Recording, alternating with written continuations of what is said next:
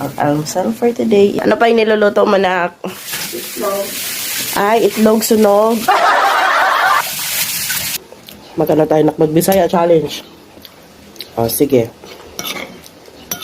Ano Tagalog ng guwapa? Ganda.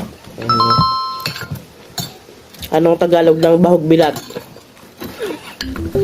Mabaho. Ano?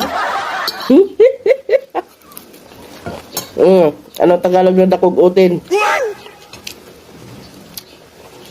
Ano yun?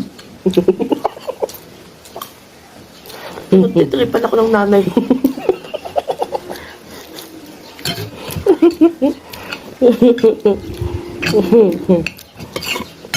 Ito, anong Tagalog ng dakog kaon?